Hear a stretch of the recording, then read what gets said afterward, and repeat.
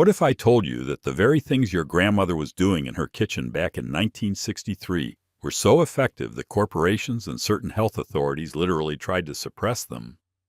Not because they were dangerous, but because they worked too well. Welcome back, and today we are counting down 25 of Grandma's most forbidden white vinegar hacks from the 1960s that modern scientists are now calling genuinely brilliant. These were dismissed, laughed at, banned from magazine columns, and removed from household guides.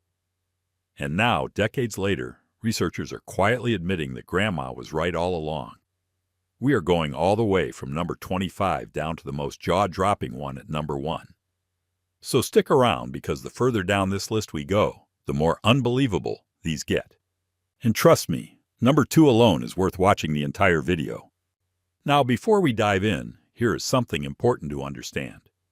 Back in the early 1960s, household product companies were booming.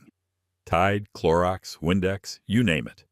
Advertisers were paying enormous amounts of money to push synthetic chemical cleaners into American homes. Any home remedy that worked just as well or better than these products was a financial threat. Women's magazines, sponsored by these very companies, quietly stopped publishing vinegar-based tips. Home economics teachers in schools were actively discouraged from recommending them. What was once passed down freely from mother to daughter became something you whispered about rather than shouted. But Grandma kept doing it anyway. And now science is finally catching up. Let us count them down. Number 25. Using white vinegar as a natural fabric softener replacement. Grandma added half a cup of white vinegar directly into the rinse cycle of her washing machine.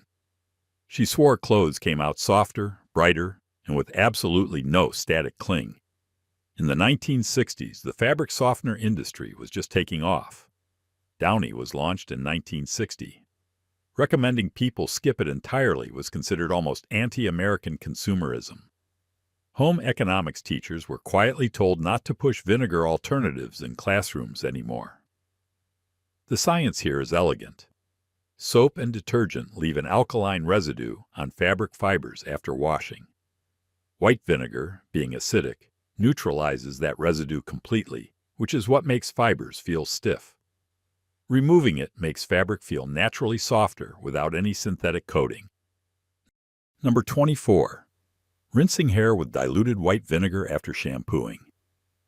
In the 1960s, beauty culture was dominated by brands like Breck & Prell, and the salon industry actively pushed back against home remedies, calling vinegar rinses damaging and unscientific. Women who did it were told that they were stripping their hair. Grandma mixed 1 tablespoon of Heinz white vinegar into a cup of cool water and poured it over her hair as a final rinse after shampooing, then let it air dry without rinsing it out. Modern trichologists now explain that commercial shampoos leave an alkaline residue on the hair shaft, and the mild acidity of diluted white vinegar restores the natural pH of the scalp and smooths the cuticle layer, which is exactly what creates that soft, shiny result Grandma was always getting. Number 23. Spraying white vinegar directly onto bread dough before baking. Bakers in the 1960s would have been horrified. The conventional wisdom was that vinegar would kill the yeast and ruin the entire loaf. Grandma lightly misted the top of her risen dough with undiluted Heinz white vinegar using a small spray bottle just before sliding it into the oven. The result was a slightly crispier, more golden crust.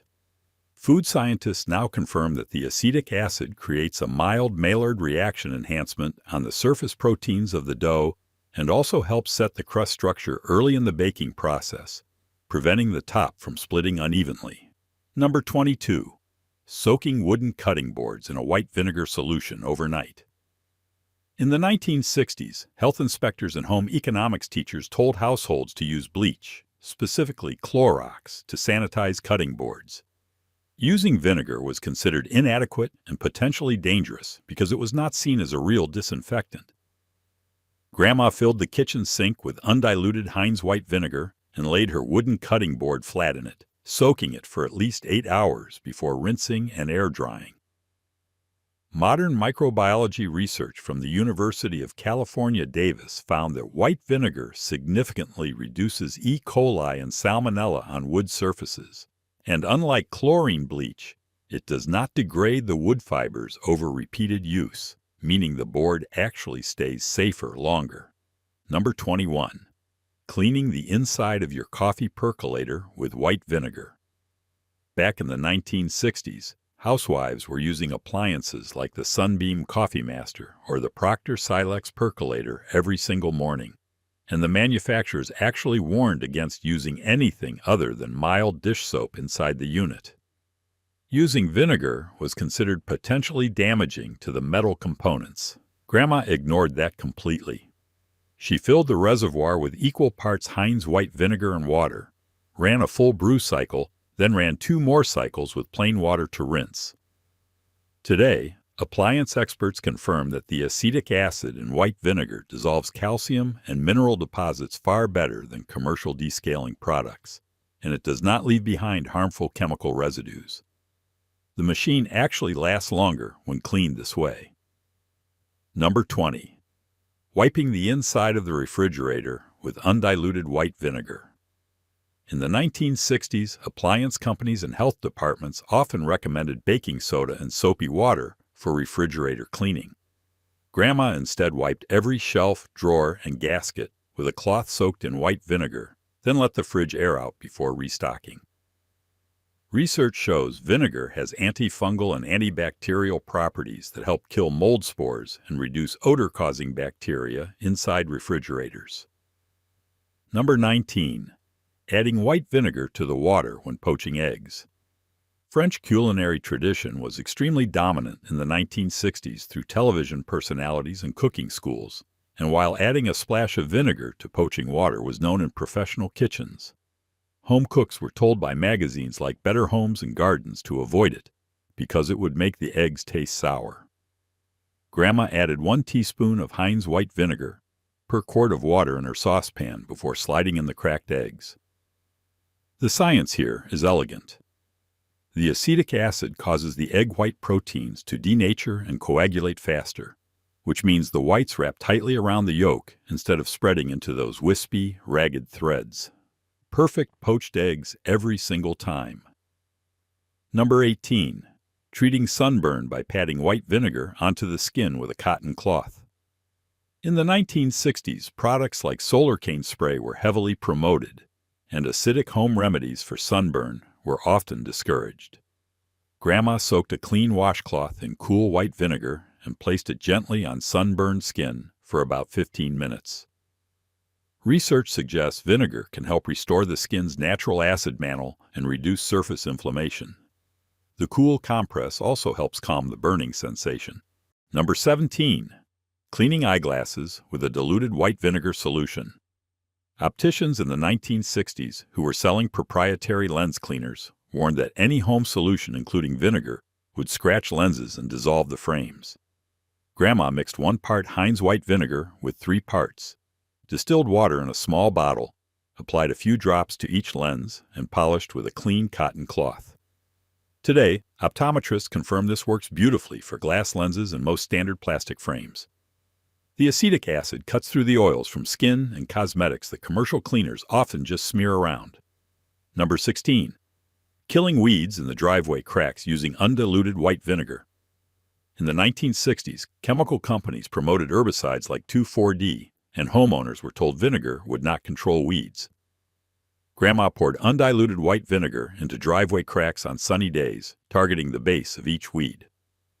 Research shows vinegar at typical 5% acidity can damage plant cell membranes and kill many small broadleaf weeds, especially when applied on hot, dry days. Number 15.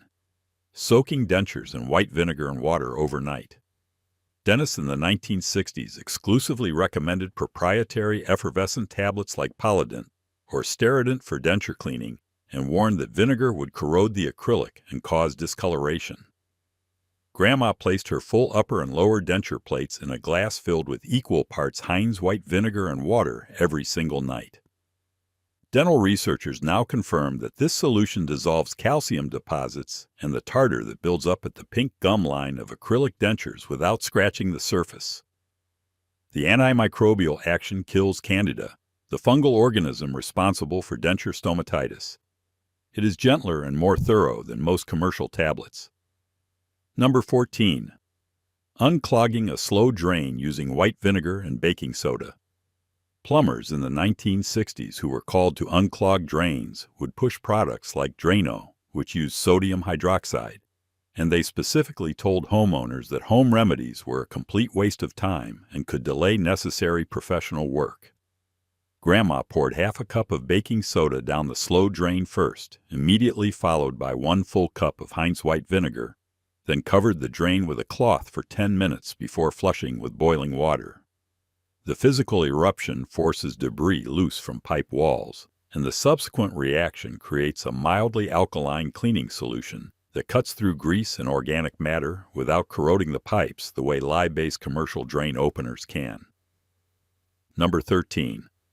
Removing rust from old tools by soaking them in white vinegar. In the 1960s, hardware stores promoted rust removers like Rust-Oleum and Naval Jelly, dismissing vinegar as ineffective. Grandma submerged rusty tools in undiluted white vinegar for 12 to 24 hours, then scrubbed them clean. The acetic acid reacts with iron oxide, converting rust into soluble compounds that rinse away. It works more slowly than commercial removers, but helps preserve the underlying metal. Number 12. Spraying white vinegar on windows instead of using commercial glass cleaners.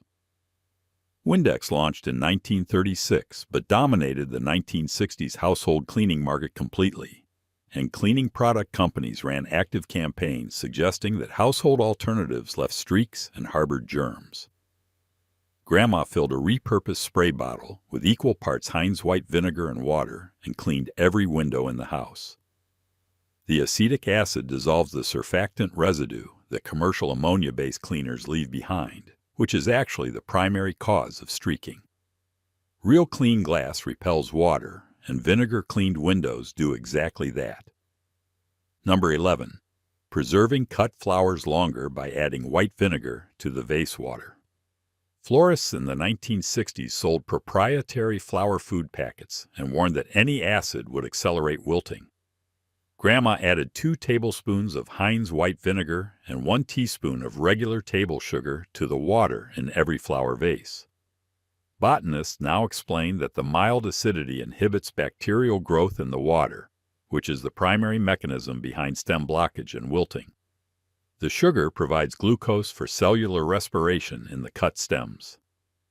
This combination genuinely extends the life of cut flowers by 4 to 7 additional days. Number 10. Soaking your feet in warm white vinegar water to treat toenail fungus and cracked heels. This was not just dismissed in the 1960s, it was actively forbidden by podiatrists who said it was medically irresponsible and potentially dangerous for people with diabetes or circulation issues. Grandma prepared a basin using her white enamel foot tub, filling it with 2 quarts of comfortably warm water and 1 cup of Heinz white vinegar, and soaked both feet for 30 minutes 3 times per week. She followed up by patting dry thoroughly and applying petroleum jelly-like Vaseline to the cracked heel areas. Modern podiatric research confirms that the acetic acid creates an environment that actively inhibits the growth of dermatophyte fungi responsible for toenail fungus and athlete's foot, while the prolonged soak softens the hyperkeratotic skin of cracked heels sufficiently for natural exfoliation. Doctors now recommend exactly this protocol. Number 9. Using white vinegar to stop hiccups. In the 1960s, doctors recommended breathing into paper bags or swallowing spoonfuls of sugar, and the idea of drinking vinegar was considered potentially harmful to the esophagus.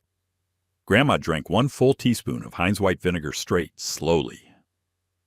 Neurological research now suggests that the sharp acidity stimulates the vagus nerve directly through the pharyngeal receptors, which overrides the repetitive phrenic nerve spasm causing hiccups in the first place. It works in the same physiological pathway that sugar and shock remedies attempt to activate, but with far more direct neurological precision. Number 8. Cleaning the toilet tank interior with white vinegar.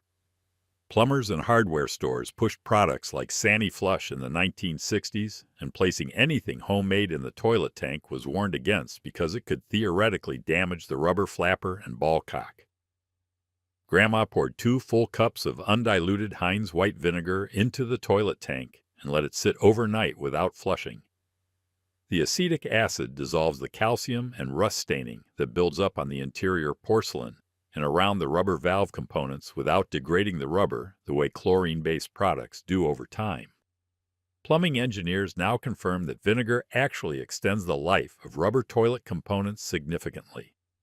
Number 7. Vinegar compresses to bring down a fever. When a child in Grandma's house had a high fever, she did not panic and she did not reach immediately for aspirin. She soaked a cloth in a mixture of cool water and white vinegar and placed it on the forehead, the back of the neck, and the inner wrists. She refreshed those compresses regularly and kept the child calm and resting. In the 1960s, this practice was being replaced by children's aspirin, marketed aggressively to parents as the modern and responsible choice. The compress worked through gentle evaporative cooling, helping regulate body temperature gradually. Vinegar evaporates slightly faster than water, increasing the cooling effect. Modern research on traditional fever care recognizes that controlled surface cooling can support the body's natural temperature regulation. Number 6. Treating ear infections with diluted white vinegar eardrops. In the 1960s, this was considered outright dangerous and medically irresponsible. Doctors wrote it off as quackery and prescribed antibiotic eardrops like cordyceps exclusively. Grandma mixed 1 part Heinz white vinegar with 1 part rubbing alcohol and used a small medicine dropper to place 3 drops into the affected ear, tilting the head and holding for 60 seconds. Otolaryngologists now publish clinical guidelines recommending exactly this mixture as a first-line treatment for outer ear infections, also called swimmer's ear, because the acidity kills the bacteria and the alcohol dries the moisture that created the infection environment. It is now medically endorsed. Number 5. Removing warts by applying white vinegar on a cotton pad secured with a bandage. The 1960s dermatology establishment pushed liquid nitrogen treatments in clinical settings and considered home treatments not just ineffective, but irresponsible. Grandma soaked a small piece of cotton ball in Heinz white vinegar, placed it directly on the wart surface, and secured it with a strip of Johnson & Johnson adhesive tape, replacing it every 12 hours for 2 to 3 weeks. Clinical dermatology research confirms that sustained topical application of acetic acid triggers an immune response in the localized skin tissue and steadily breaks down the HPV-infected cells. It is slower than clinical freezing, but achieves equivalent clearance rates. Number 4. Adding white vinegar to bath water to treat vaginal yeast infections. In the 1960s, this was the most forbidden item on the list for women. Gynecologists absolutely prohibited any home treatment, and frankly, any discussion of this topic was socially taboo. Grandma added 2 cups of Heinz white vinegar to a full bathtub of warm water and soaked for 20 minutes. Modern gynecological research confirms that diluted acetic acid restores the natural vaginal pH, which is naturally acidic between 3.5 and 4.5, inhibiting Candida albicans overgrowth. While internal vinegar douching remains medically discouraged, external bath soaks are now recommended by many physicians as a safe, evidence-based complementary measure. Number 3. Cleaning and disinfecting wounds with diluted white vinegar. In the 1960s, iodine solutions like betadine and hydrogen peroxide were the medical standards, and any suggestion of using vinegar on open wounds was called primitive and potentially infectious. Grandma diluted Heinz white vinegar at roughly a 1:10 ratio with boiled cooled water and used it to clean minor cuts and scrapes before bandaging. Wound care journals now publish extensive research confirming that diluted acetic acid is effective against Pseudomonas aeruginosa, Staphylococcus aureus, and MRSA, the exact bacteria responsible for wound infections.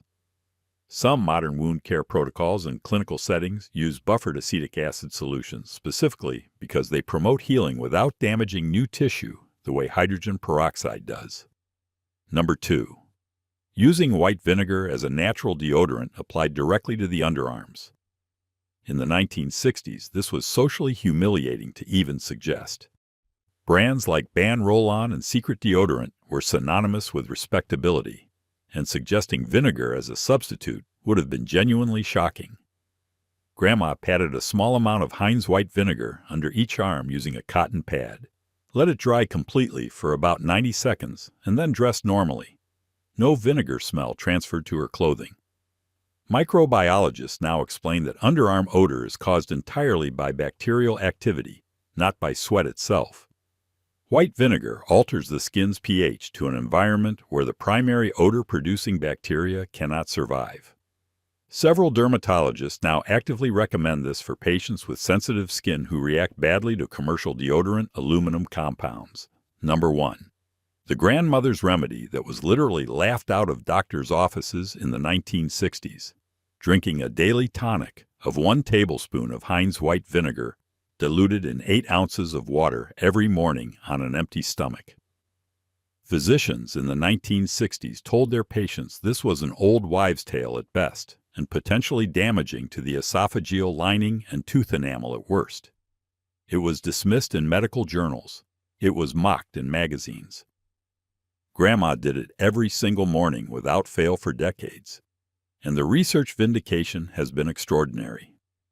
Published clinical studies now confirm that daily consumption of diluted acetic acid reduces fasting blood glucose levels in people with insulin resistance, lowers postprandial blood sugar spikes after meals, improves gut microbiome diversity by supporting beneficial bacteria, reduces LDL cholesterol in sustained trials, and demonstrates measurable antimicrobial effects on H. pylori, the bacterium linked to stomach ulcers.